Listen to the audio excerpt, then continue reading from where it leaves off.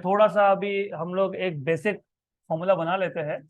यहाँ पे आपको पूछा है डायमेंशंस ऑफ स्पेसिफिक रेजिस्टेंस। अब ये स्पेसिफिक रेजिस्टेंस क्या है वो आपको वापस से इसी साल चैप्टर नंबर 11 में आएगा, इलेक्ट्रिक करंट थ्रू कंडक्टर्स।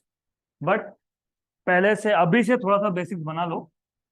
देखो, कंडक्टर में और इंसुलेटर में डिफरेंस क्या है पता है आपको? What is the meaning of conductor and what is insulator? What is conductor and what is insulator?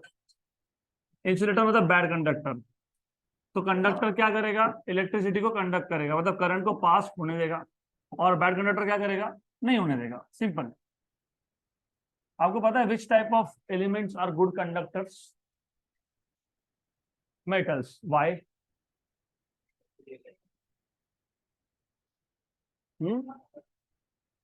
Okay, someone said metals, someone also said copper in between. So why copper is a good conductor and why not other elements are good conductor? ऐसा क्यों होता है? Free electrons. Very good, very good. Free electrons. अब मेरा question ये है कि ऐसा क्यों होता है कि फ्री इलेक्ट्रॉन मेटल्स में ही होते हैं? Why not in some other elements? आपने इलेक्ट्रॉनिक कॉन्फ़िगरेशन ऐसा कुछ सुना है क्या? हाँ, वेरी गुड। तो can you tell me, in case of metals, last shell में जिसको आप वैलेंस शेल बोलते हो, how many electrons are there? या तो वन या टू या फिर three. See what happens is, आपको स्ट्रक्चर ऑफ एटम तो पता ही है। You have a nucleus and then you have shells, orbits. अब जिस एलिमेंट में लास्ट शेल में एक या दो या तीन इलेक्ट्रॉन हो उसको बोलते हो valency. Valency one, valency two, valency three. तो अगर लास्ट शेल में, लास्ट ऑर्बिट में एक या दो या तीन इलेक्ट्रॉन हो तो नॉर्मली ये इलेक्ट्रॉन्स न्यूक्लियस से बहुत दूर होते हैं। न्यूक्लियस पॉजिटिव चार्ज है, इलेक्ट्रॉन नेगेटिव चार्ज है। डिस्टेंस ज्यादा होने की वजह से फोर्स कम होता है। तो you should also know, force is inversely proportional to square of the distance. जितना डिस्टेंस ज्यादा होगा उतना फोर्स कम होगा। तो जिस एलिमेंट में एक या दो या तीन इलेक्ट्रॉन्स होते हैं लास्ट शेल में, नॉर्मली मेटल्स, लास्ट शेल के electrons they are away, far away from nucleus. Nucleus से दूर होने की वजह से फोर्स क्या होगा? कम। कम हो जाएगा ना। डिस्टेंस बढ़ेगा तो फोर्स कम होगा, डिस्टेंस कम होगा तो फोर्स बढ़ेगा। तो जिस एलिमेंट में लास्ट शेल में एक दो या तीन इलेक्ट्रॉन हो, मतलब मेटल्स में, दे आर लूजली बाउंड, उनका फोर्स ऑफ अट्रैक्शन कम है। और फोर्स ऑफ अट्रैक्शन कम है तो इजीली फ्री हो जाते हैं। और इजीली फ्री हो गए। आपको पता है ओवरऑल एक एटम में कितने प्रोटॉन्स और कितने इलेक्ट्रॉन्स होते हैं? Normally number of protons and number of electrons are equal, same. ऐसा ही होता है ना। अगर न्यूक्लियस में दो प्रोटॉन तो ऑर्बिट में दो इलेक्ट्रॉन, तीन प्रोटॉन तो तीन इलेक्ट्रॉन, चार प्रोटॉन तो चार इलेक्ट्रॉन। मतलब atom overall in general is neutral. जितना पॉजिटिव चार्ज उतना ही नेगेटिव चार्ज। उसमें से एक इलेक्ट्रॉन गया, एक इलेक्ट्रॉन गया, तो ज्यादा चार्ज कौन सा है अब? पॉजिटिव। इसको बोलते हो पॉजिटिव आयोन। क्या बोलते हो इसको? Positive ion. Now what happens is, inside a material, ये जो भी मैं सर्कल्स ड्रॉ कर रहा हूं, दीज आर पॉजिटिव आयोन्स। अब पॉजिटिव आयोन के पास क्या क्या है? न्यूक्लियस और बचे हुए इलेक्ट्रॉन्स, क्योंकि एक ही इलेक्ट्रॉन गया, बाकी कहां पे है? आयोन के साथ है। करेक्ट? क्लियर यहां तक? पक्का?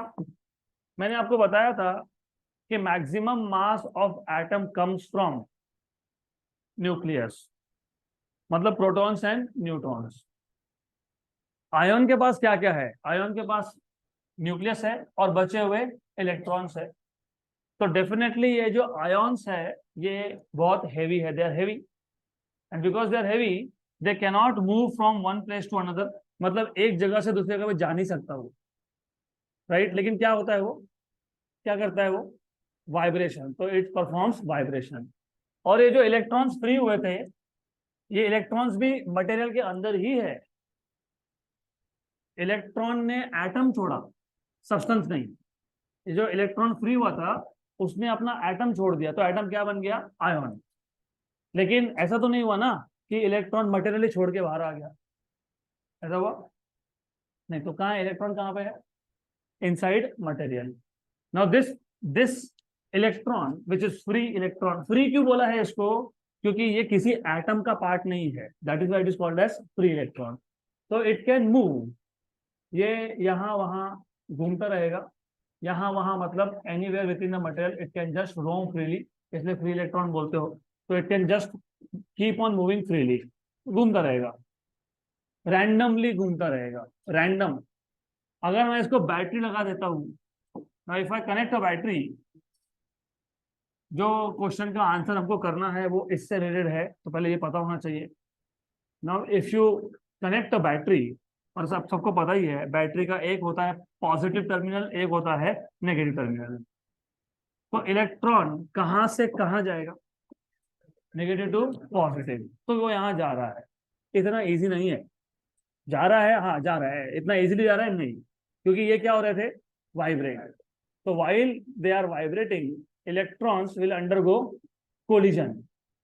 ये जाने की कोशिश कर रहा था लेकिन कोलिजन हो गया, क्यों, क्योंकि ये क्या कर रहा है, vibrate. Collision collision collision collision, मतलब इलेक्ट्रॉन को जाने के लिए क्या फेस करना पड़ रहा है, अपोजिशन, उसको क्या बोलते हो, रेजिस्टेंस। आई बात समझ में? अब लॉजिकली सोचो, अगर कंडक्टर का मैं लेंथ बढ़ा देता हूं, कंडक्टर का मैं लेंथ अगर बढ़ा देता हूं, फॉर एग्जाम्पल ये कंडक्टर का मैं लेंथ बढ़ा देता हूं, तो अब मेरे को बताओ रेजिस्टेंस बढ़ेगा कि कम होगा, क्यों बढ़ेगा? हाँ, तो लेंथ बढ़ने से क्या हुआ, नंबर ऑफ कोलिजन बढ़ गए। मतलब अब व्हाट इज हैपनिंग इज, ये जो इलेक्ट्रॉन था इसको ज्यादा प्रॉब्लम होगा क्रॉस करने में, तो resistance is proportional to length. Clear? Length की जगह पे मैं अगर एरिया बढ़ाता हूं, सपोज मैंने एरिया ही बढ़ा दिया, तो एरिया बढ़ाने से रेजिस्टेंस बढ़ेगा कि कम होगा, कम होगा। क्यों? क्यों? क्योंकि एरिया बढ़ने से ये जो एवरेज डिस्टेंस था बिटवीन टू आयंस ये बढ़ गया। तो अभी यहाँ पे इलेक्ट्रॉन थोड़े से कम कोलिजन सफर करेगा, इसका मतलब resistance is inversely proportional to area. दोनों कंबाइन कर दोगे तो resistance is proportional to L by A, बराबर।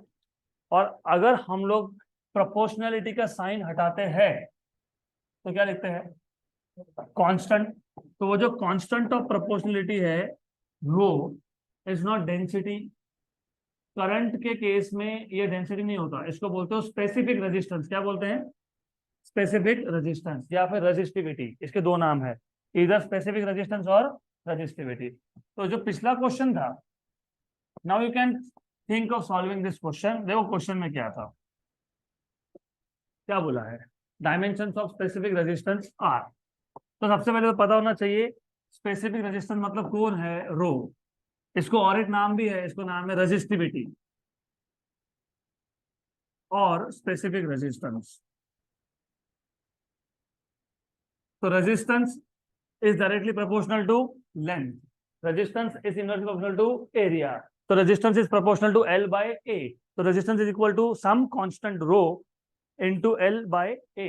ये जो कांस्टेंट है ये कौन है, स्पेसिफिक रेजिस्टेंस। हमको डायमेंशंस किसके फाइंड करने हैं, स्पेसिफिक रेजिस्टेंस के। तो यहां से फॉर्मूला क्या बन जाएगा, रो का आर ए अपॉन एल। तो डायमेंशंस ऑफ रो मतलब dimensions of R into dimensions of A upon dimensions of L. What is A? Area, मतलब L2, L1 रेजिस्टेंस है, क्या करोगे, अटक गए, पता नहीं ना रेजिस्टेंस क्या है, डायमेंशन ऑफ रेजिस्टेंस क्या है, V upon I। चलो good, very good, good good good, यही, this is what I want that you start thinking now. Good. V अभी मैंने बताया था, अभी अभी हमने, तुमको पता है ये क्वेश्चन तुम अगर देखोगे ना तो थोड़ा सा कनेक्शन मिलेगा। ये कनेक्शन कनेक्शन जानबूझ के सीक्वेंस ऐसा रखा है मैंने।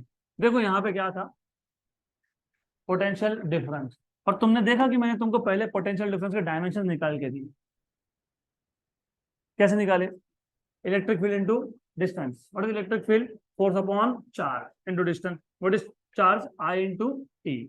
तो पोटेंशियल डिफरेंस के डायमेंशंस आपको निकालते आने चाहिए, नहीं तो अगला क्वेश्चन सॉल्व नहीं होगा.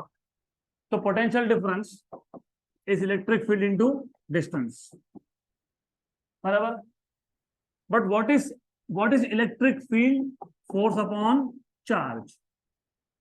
But what is charge? What is charge? Current into time, और इनटू वापस करंट.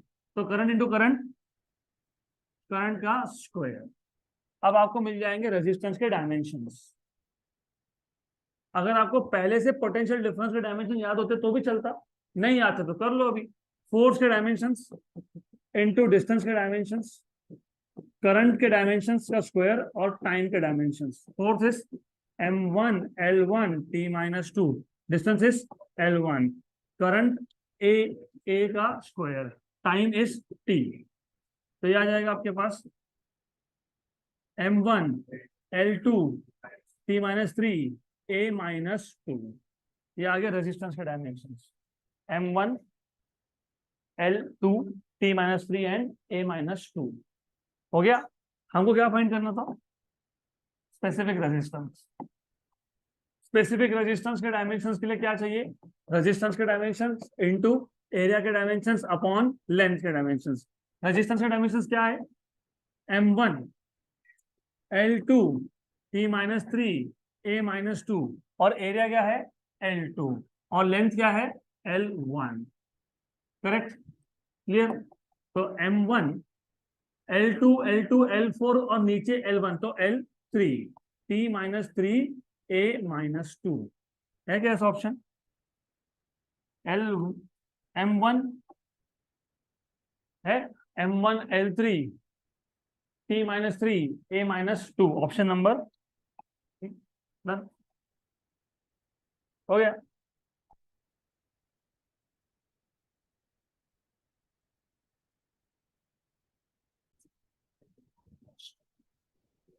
हो गया क्या आपका?